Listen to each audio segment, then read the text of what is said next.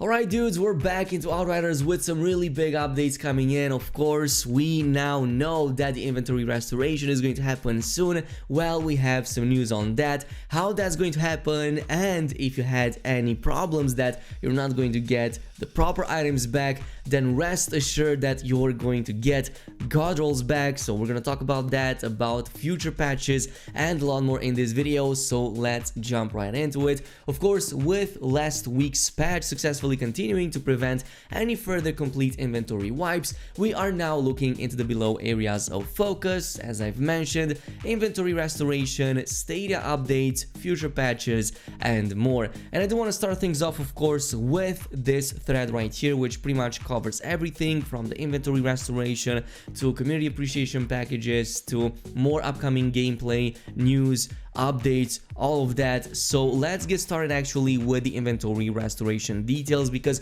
you're definitely going to like this. So the TLDR right here, really quickly before jumping into the extensive details, they are basically aiming to restore as many lost items and accolades as possible. Restored items will be god rolls, by the way, so if you lost god roll items, or even if you didn't, you're going to get god rolls anyway. So that's actually really awesome that they're doing this. I was kind of worried that a lot of people would be mad that they aren't getting back their god roll items. Well, if you are in that situation, then yeah, this is pretty much the perfect scenario for you right now. Or even if you didn't, as I've said, it's gonna be like the perfect scenario. The only question that I have is, what does CPF consider as god rolls? Because this is going to heavily depend on characters, classes, and builds, and it's going to be different from one another. So I guess they will take that into account as well, or maybe just roll with the max possible stats on the gear. I think we shall wait and see. But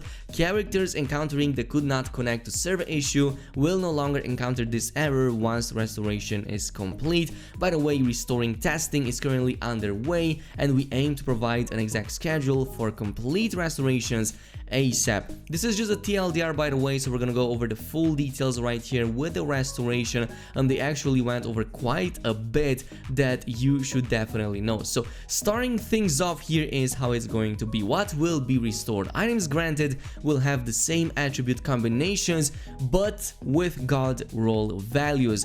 This means that these items will be at least the same, if not even better quality than the originally lost items. As I said, pretty much the perfect outcome. Items will be granted at the character's highest available equip level, taking world tiers and challenge tiers into consideration.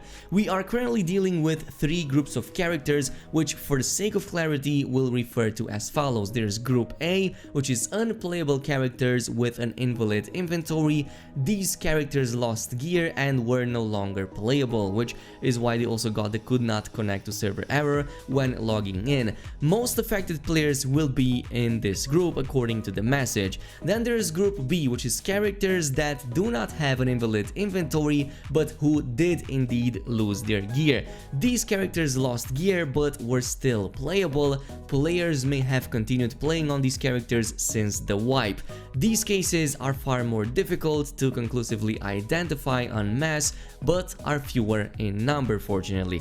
Group C, finally, players that do not have an invalid inventory and who have not lost gear. These are essentially all other players in Outriders gaming population who did not encounter the inventory wipe. This is important to note as we want to ensure that our restoration efforts do not inadvertently impact them as well. So yeah, if you didn't lose anything, you're not gonna get anything, which is pretty much a given, but we will get the appreciation package, which is totally separate, and that will affect us as well. So I'll talk about that in just a little bit.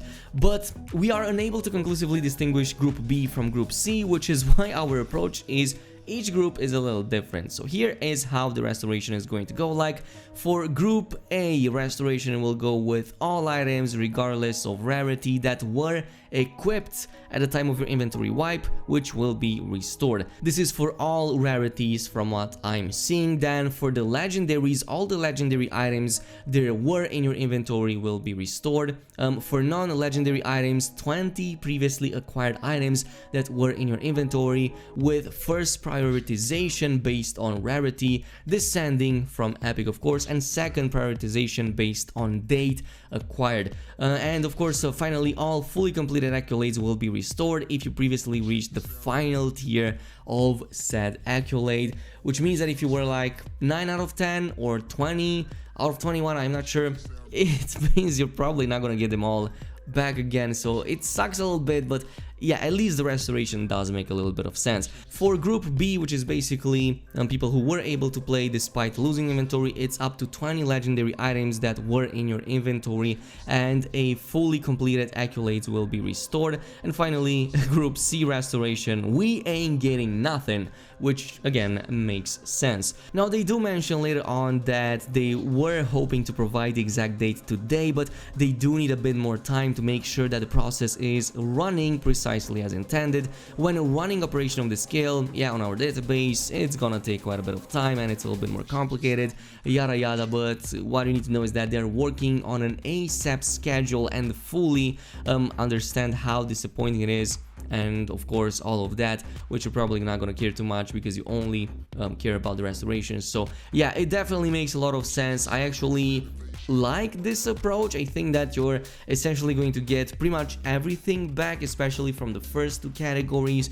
So yeah, I'm glad that they are actually going with this one. Of course, I know it sucks, but at least they did their best in order to solve all of this issue. Now, for everybody else, there's also a appreciation package. Actually, it's for pretty much everybody, including those affected and not affected by this issue. And it pretty much works like this. We would like to thank each and every single one of you beyond just saying it. However, we would like to confirm that we are working on a small appreciation package for our launch window players, which encountered quite a lot of issues. So all players who played between March 31st and April 16 are eligible to get this. So this pretty much means up until last week on the 16th. Any player outside of the above window but for whom we will have performed an automatic inventory wipe restoration are also eligible. So if you lost inventory wipes after the 16, you're still eligible for this package. Your highest level character will receive the following: a level appropriate legendary weapon, a level appropriate amount of titanium, the emote frustration, and looking at it, it seems that it's the exact appreciation package that they initially announced. So you know what, I don't care at this point. At least people are getting back in the game. I don't care about the appreciation package. I did not have too many issues, but let me know down below, do you think this is enough? Would you want more? Do you think it's appropriate to get more out of all of the issues that you encountered? Totally let me know in the comment section down below.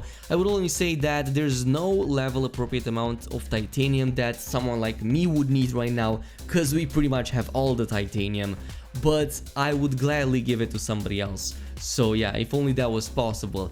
But there's some news about Stadia. We're gonna jump over that in just a little bit, but what I do want to talk about is about some of the future updates that we should see for the game. Yes, more patches. Our team is continuing to work hard on upcoming patches to address a variety of bugs and performance improvements, as well as a few other things.